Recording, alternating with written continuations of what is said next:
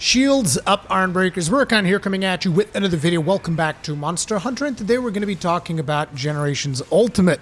As you guys are most likely aware, I've been streaming this game quite a bit over on Twitch, and just in case you weren't aware of that, now you are. That's twitch.tv/Rurikhan. You guys should definitely go in there, follow me, so that we can all hang out while I play Generations Ultimate, if you guys are interested in checking out that gameplay, because I know that there's a lot of players that came in with World, and for them going back to something like Generations Ultimate is completely unthinkable. It's like, look, I understand where you guys are coming from. You want more modern looking games, all of that stuff, but there's also a lot of people that look at the visuals from Generations Ultimate and they don't see such a big problem. And as a matter of fact, I've had quite a number of people come on stream and ask me, Rurikhan, is this game actually worth it? Is it worth it for me to invest in a Switch or something to actually play Generations Ultimate? I really loved Monster Hunter World and I'm curious about this game, but I just don't know.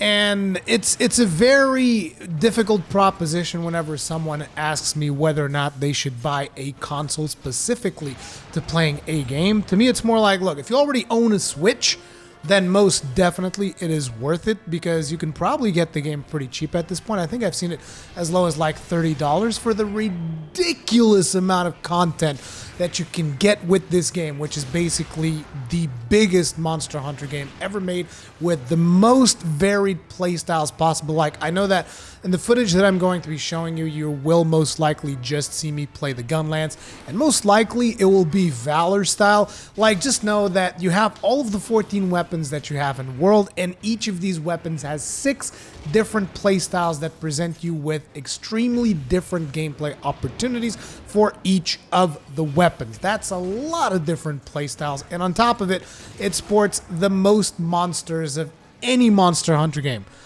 However, there are a couple of things in here that are not necessarily the best about Monster Hunter. Particularly, the beginning of this game is, in my opinion, and because the beginning of this game is essentially the beginning of Monster Hunter Generations. I don't know how many of you guys play that. You might have seen a couple of videos of me criticizing the beginning of Monster Hunter Generations in my channel already. And there's good reason for that, because I feel that the beginning of this game is the worst of any Monster Hunter game, because there's just way too many fetch quests. Way too many fetch quests. Now, you can skip a lot of them, and, you know, if you're just starting out, maybe that is a good idea, unless you're someone like me and you just got to see every little checkbox ticked. Otherwise, your OCD is just like, I can't do it. I check the box, do the quest. You know, if you're not like me and you don't mind skipping some of the quests because you only really need to do the key quests, I would advise you to jump on your phone, go to whatever app store you have, and look for an app called MHGU Database.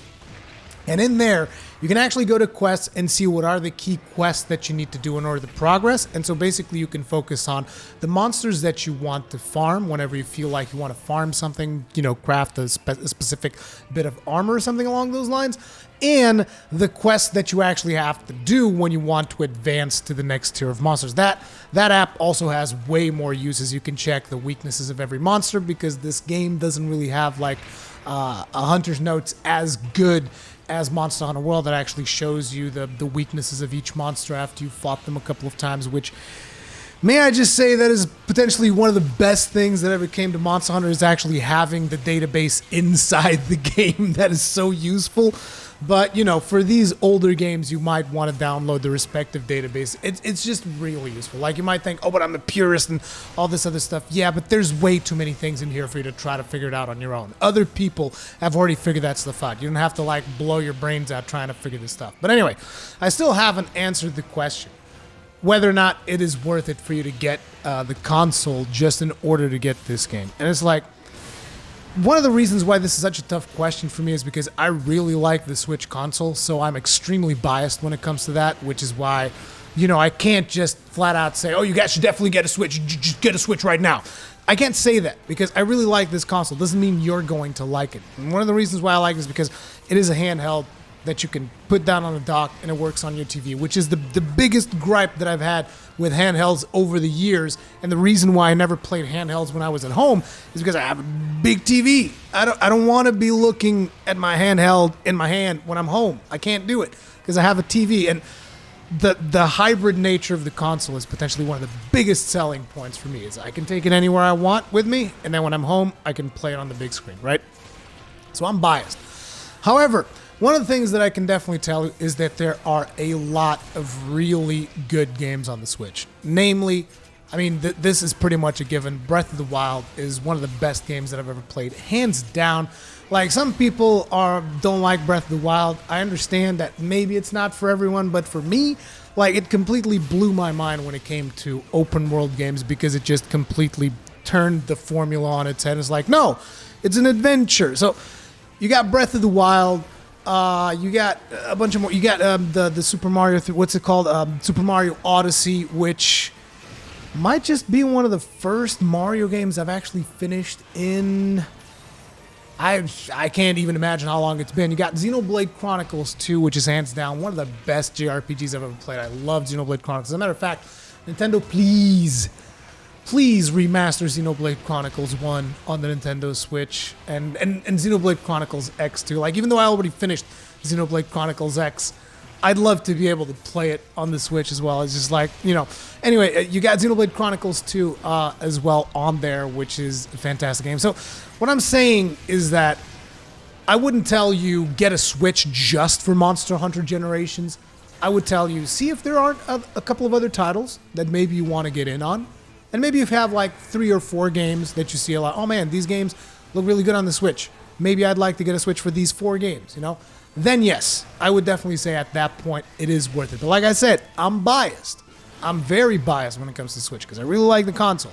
So for all the people asking me, is it worth it to get the console? That is my response. Like, I wouldn't get it just for one game, but like, if you see a bunch of games that you do want to get, then maybe it is worth it. However, it is also important to mention that Nintendo just announced a new Switch today. Even I almost forgot that thing was announced today. It was the Switch Lite. So there's actually a new version of the Switch out there, which is basically just a pure handheld. So RIP 3DS, even though Nintendo's like, no, 3DS is totally going to be a thing. Yeah, right. You're in the same market that you just developed a console called the Switch Lite that pretty much obliterates the 3DS. No, I'm sorry. I'm RIP 3DS, okay? It's a good handheld. Don't get me wrong. It's a good handheld, but I don't think that thing's coming back anytime soon. But anyway, on top of that, potentially it is rumored that Nintendo is also working on like a pro version of the Switch. So that might be something you want to hold off on, but again, these are rumors, they're not confirmed. But then again, the Switch Lite was also a rumor, it was not confirmed. So I don't know. We're at that stage where it does become a little bit hard for me to tell you, oh yeah, just get the Switch. But it's like, oh, a couple of months from now, Nintendo's like, oh, by the way, we're working on a Switch Pro, and people are gonna be like, work on what the hell?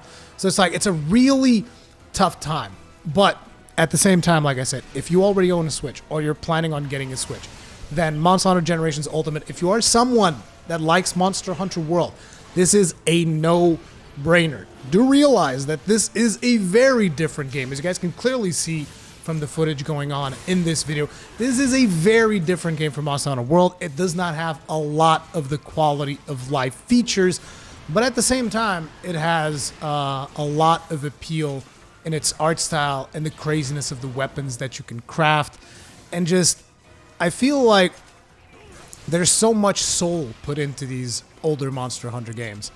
Despite the fact that Generations is potentially one of the ones that really triggered me. I really miss 4U. I think 4U was such a good experience with the story and you going to different villages and stuff like that. It was really cool. This one is not as good as 4U in a lot of aspects, but when it comes to the sheer amount of content, the sheer amount of hunts that you're going to be able to do, the fact that it's actually on a Switch, you know, it is, in my opinion, a really, really fun time that you can have. And if you guys are still on the fence after this video, do remember, you guys can join me over on Twitch whenever I'm live streaming this thing. Even though Friday, I believe, that is probably when I'm leaving for my break, because as I told you guys in the previous video, I'm taking a personal break. I'm gonna actually go out, spend some time with the family, go to the beach, get my fat ass to the beach, get a little bit of color in me, because I'm as pale as a friggin' vampire, and I hate vampires ever since Twilight. Those were some dark days, man. My wife loved that shit, and I had to watch every last one of them.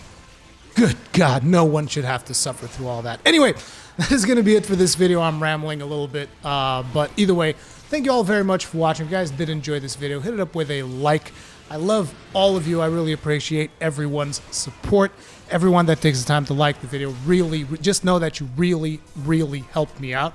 If you just like taking the time to like that video, just really helped me out. And if you want to keep watching my content, if you want to keep getting notified of the stuff that I'm working on, hit subscribe button, hit the notifications button, all of that good stuff. And as per usual, let me know what you guys think in the comment section down below. If you're someone who is playing GU, maybe you came from World and you're playing Generations Ultimate, potentially your comment could be very valuable for someone else who is considering coming from World into Generations Ultimate. So be sure to share your experience in the comment section down below so that people can check out the comments and figure out whether or not it is something that they're interested in, so that they can get more opinions than just mine. Because the Iron Breakers always help out everybody else. That is what it means to be an Iron Breaker. To be the shield that helps every... I'm not sure if that makes sense. Either way, stay strong, may your shields never break, and I'll see you guys later.